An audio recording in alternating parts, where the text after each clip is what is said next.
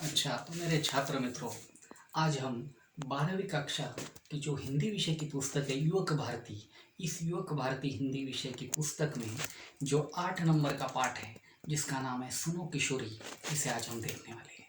तो सुनो किशोरी ये जो पाठ है, इसकी लेखिका है आशा रानी भोरा। तो ये जो पाठ है, देखिए इस पुस्तक में तो आपको वहाँ पर यानी उस पाठ का नाम सुनाई देगा, दिखाई भी दे रहा है। और आशा रानी होरा नाम की जो लेखिका है, सबसे पहले हम क्या करेंगे, आशा रानी होरा जो है, ये जो लेखिका है, जैसे इसका लेखिक यानी लेखक परिचय के अंतर्गत तो आज आ जाता है, प्रमुख कृतियाँ, विधा परिचय, तो ये हम पहले देखेंगे। तो इसमें सबसे पहले बात यह है कि श्रीमती आशा रानी होरा जो है, इनका जो जन्म है 7 अप्रैल 1921 में अविभाजित भारत के झेलम नाम का जो जिला है उसमें तकवाल नाम का जो तहसील यानी तालुका वो जो है उसमें दुल्हा नामक ग्राम में उनका जन्म हुआ था, यानी गांव में हुआ था। और आधुनिक हिंदी साहित्य के अंतर्गत नारी विषयक उन्होंने जो विशेष प्रकार से यानी विशेष उल्लेखनीय ऐसा लेखन किया है, इसलिए नारी विषयक लेखन में वो एक अलग स्थान रखती है। इसके अलावा अलग अलग प्रकार की उस जमाने में जो पत्रिकाएं छपती थी उसमें उन पत्रिकाओं में उनके लेख एक धारावाहिक के रूप में छपते रहे हैं। उन्होंने ये जो आशा रानी होरा नाम की जो लेखिका है, इन्होंने विभिन्न क्षेत्रों में अग्रणी जो महिलाएं हैं उनके जीवन संघर्ष को चित्रित किया है और आज के ज़माने की नारियां अर्थात वर्तमान नारियों के सामने एक आदर्श प्रस्तुत किया है। ये जो लेखिका है अर्थात यानी आशा रानी होरा, इनकी प्रमुख कृतियाँ जो है अर्थात रचनाएं तो इस पुस्तक में दी गई है कि जैसा भारत की प्रथम महिलाएं, स्वतंत्रता सेनानी लेखिकाएं, क्रांतिकारी किशोरी, स्वाधीनता सेनानी, लेखक पत्रकार आदि। ये जो पाठ है अर्थात यानी सुनो किशोरी एक पत्र है, यानी जिस प्रकार पत्र पारिवारिक पत्र होते हैं उसी प्रकार का यह एक पत्र है कि आशा रानी होरा नाम की जो लेखिका है, इन्होंने अपनी जो लड़की है अर्थात उनकी जो पुत्री है सुगंधा, इन्हें जो पत्र लिखा है वह इस पाठ में है। इस पाठ की जो मुख्य भूमिका है इसमें स्पष्ट तौर पर यह बात कही गई है कि किशोरी जो लड़कियां होती हैं उनकी जो कई प्रकार की शंकाएं, प्रश्न, दुश्चिंता, इन्हें एक माँ किस प्रकार हल कर सकती है, उन्हें किस प्रकार की भूमिका निभानी पड़ती है, एक माँ की तरह, एक अंतरंग सहेली की तरह, या फिर एक मार्गदर्शिका के रूप में माँ अपनी बेटी को किस प्रकार अच्छे रास्ते पर ला सकती है। तो यह जो बातें हैं तो इस पत्र में दिए गए हैं। तो अब हम इसे शुरू करते हैं। ये जो पाठ है सुनो किशोरी, यहाँ जो है समझो पहला पन्ना है, यहाँ पर 41 नंबर में इस पाठ का पहला पन्ना है। तो पहला परिचय ध्यान दीजिए। सुनो सुगंधा, तुम्हारा पत्र पाकर खुशी हुई। तुमने दो तरफा अधिकार की बात उठाई है वो पसंद आई। बेशक यहाँ जिस बात से तुम्हारी असहमति हो वहाँ तुम्हें अपनी बात मुझे समझाने का पूरा अधिकार है। मुझे खुशी होगी तुम्हारे इस अधिकार प्रयोग पर इससे राह खुलेगी और खुलती ही जाएगी। जहाँ जहाँ कहीं कुछ रुकती दिखाई देगी वहाँ भी परस्पर आदान प्रदान से राह निकाल ली जाएगी। अपनी अपनी बात कहने सुनने में बंधन या संकोच कैसा।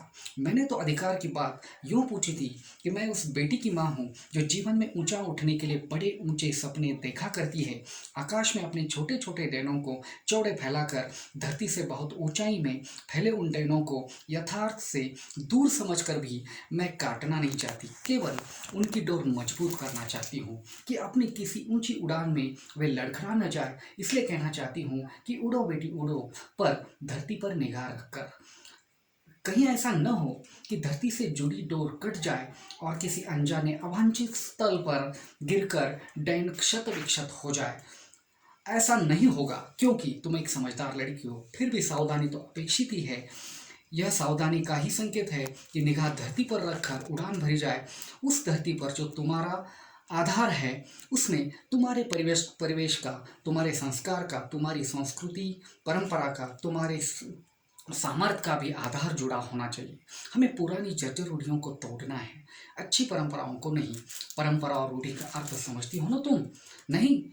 तो इस अंतर को समझने के लिए अपने सांस्कृतिक आधार से संबंधित साहित्य अपने कॉलेज पुस्तकालय से खोज कर लाना, उसे जरूर पढ़ना। यह आधार एक भारतीय लड़की के नाते तुम्हारे व्यक्तित्व का अटूट हिस्सा है।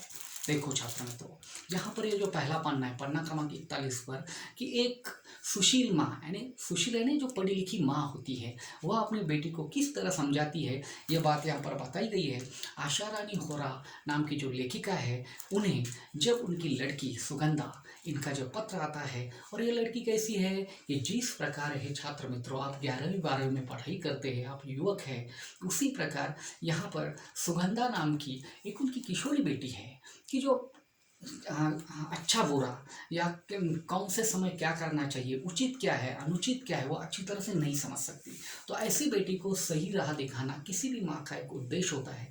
इसी तरह से यहाँ पर हमने पहले पन्ने पर अभी अभी जो पढ़ा गया है, इसमें बताया गया है कि जब उनकी बेटी यानी लेखिका की बेटी सुगंधा, इनका जब पत्र आता है तो लेखिका को बहुत खुशी होती है। क्यों होती है? क्योंकि उसकी बेटी का पत्र आता है और उसने उस पत्र को पढ़कर यहाँ जो लेखिका है आशा रानी होरा, उसे खुशी होती है। वह कहती है कि बेटी, तुमने जो दो तरफा अधिकार की बात बताई है वो बिल्कुल सच्ची है। दो तरफा ने जैसे माता पिता को अधिकार है बोलने का, अपने विचार व्यक्त करने का, वैसे बेटा बेटी को भी है।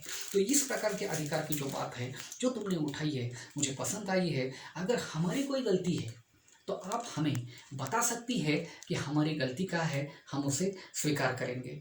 तो यहाँ पर लेखिका एक और बात कहना चाहती है अपनी बेटी को कि बेटी, तुम आसमान में उड़ना चाहती हो, यानी कुछ बड़ा बनना चाहती हो, बहुत अच्छी बात है कि तुम्हारी जो डैने हैं, यहाँ पर डैना शब्द है, डैना का अर्थ क्या होता है? पर होता है, पंख, जैसे पंछियों को होता है। तो लेखिका अपनी बेटी को कहना चाहती है कि हे बेटी, कि तुम्हें जब बड़े सपने देखने हैं, कुछ बनना है, बहुत अच्छी बात है, लेकिन आसमान में उड़ते समय धरती की ओर निगाह रखना चाहिए। धरती की ओर निगाह रखना चाहिए मतलब क्या? कि धरती का यहाँ पर मतलब है कि वास्तविक बातें, सच्चाई। और आसमान या आसमान में उड़ना, इसका अर्थ यहाँ पर हम ये लेंगे कि बड़े बड़े सपने देखा। बड़े बड़े सपने देखते समय सच्चाई क्या है, यानी आसमान में उड़ते समय धरती पर निगाह डालना अर्थात सच्चाई को देखना जरूरी है।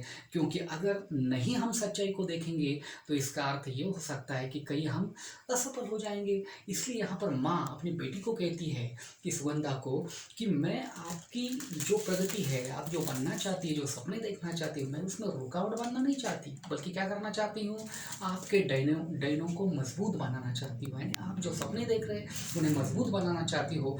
लेकिन बेटी, कहा गया है कि उड़ो बेटी उड़ो, लेकिन धरती पर निगाह रखकर। क्यों? वास्तविकता को देखकर तुम आगे बढ़ो, नहीं तो क्या होगा कि आसमान में उड़ते समय तुम किसी अवांछित स्थान पर, अवांछित यानी जो पसंद नहीं है, जो हमारे लिए अनुकूल नहीं है, ऐसे स्थान पर गिर जाओगी तो बहुत ही हालत खराब हो जाएगी। इसीलिए लेखिका कहती है कि हे बेटी, कि तुम्हें जो भी करना है ठीक से करो, क्योंकि बाद में पछताने की बारी ना आ जाए। बात एक और बात है कि लेखिका कहना चाहती है अपनी बेटी को कि हमारे जो परंपराएं हैं, हमारे जो मूल्य है, इनकी ओर भी आपको ध्यान देना चाहिए। क्योंकि कभी कभी ऐसे होते हैं कि हम अपने संस्कार मूल्य अगर भूल जाते हैं तो बाद में क्या होना पड़ता है? पछताना होना पड़ता है। तो यही बात है कि हमारी पुरानी रूढ़ियाँ जो है जर्जर हो गई है, लेकिन उन जर्जर रूढ़ियों को तोड़कर अगर अच्छी परंपराएं हमारी है, उन्हें अपनाकर हम आगे बढ़ेंगे तो निश्चित तौर पर हमारा कल्याण होगा, हम सही रास्ते पर जाएंगे। तो यहाँ देखो, पन्ना क्रमांक 41 पर यह बात है। अब पन्ना क्रमांक 42 पर हम देखेंगे, यहाँ पर चित्र भी दिया है, देखो बेटी का चित्र दिया है, सुगंधा का जो पत्र पढ़ती है।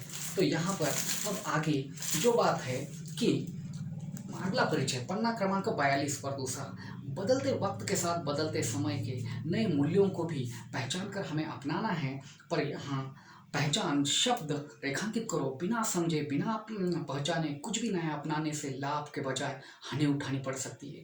पश्चिमी दुनिया का हर मूल्य हमारे लिए नए मूल्य का पर्याय नहीं हो सकता। हमारे बहुत से पुराने मूल्य अब इतने टूट फूट गए हैं कि उन्हें भी जैसे तैसे जोड़कर खड़ा करने का मतलब होगा अपने आधार को कमजोर करना, या यूं भी कह सकते हैं कि अपनी अच्छी परंपराओं को रूढ़ी में ढालना। समय के साथ अपना अर्थ खो चुकी है, या वर्तमान प्रगतिशील समाज को पीछे ले जाने वाली समाज की कोई भी रीति नीति रूढ़ी है, समय के साथ अनुपयोगी हो गए मूल्यों को छोड़ती और उपयोगी मूल्यों को जोड़ती निरंतर बहती धारा परंपरा है, जो रूढ़ी की तरफ स्थिर नहीं हो सकती।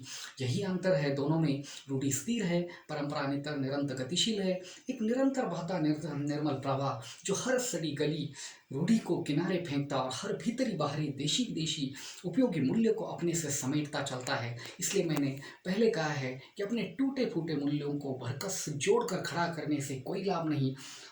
आजू नहीं तो कल वे जर्जर मूल्य भरा कर गिरेंगे ही। इसी तरह पश्चिमी मूल्य भी तो हमारी धरती के अनुकूल नहीं है। जो ज्यों के त्यों यही उगाए नहीं जा सकते, उगाएंगे तो वे पौधे फलीभूत नहीं होंगे, होंगे तो जल्दी झड़ जाएंगे, वे फल हमारे किसी काम के नहीं होंगे। मुझे लगता है पत्र का यह अंश आज तुम्हारे लिए यानी कुछ भारी हो गया है। तो लेखिका यह यहाँ पर कहना चाहती है कि जो मूल्य है वह भारतीय मूल्य है, इसे हमें अपनाना चाहिए, लेकिन जो पश्चिमी मूल्य है उसे कुछ जो मूल्य हमारे लिए अनुपयोगी है उसे तोड़ना चाहिए। यानी उसे क्या नहीं करना चाहिए कि वह जैसे के तैसे अपनाने नहीं चाहिए। जो रूढ़ियाँ होती है, अगर गलत रूढ़ियाँ है तो उन्हें छोड़ दो, अगर अच्छी रूढ़ियाँ है तो उन्हें अपना लो। रूढ़ी और परंपरा में अंतर है। रूढ़ी स्थिर होती है, परंपरा गतिशील होती है। रूढ़ी समय के साथ अपना अर्थ खो बैठती है, लेकिन परंपरा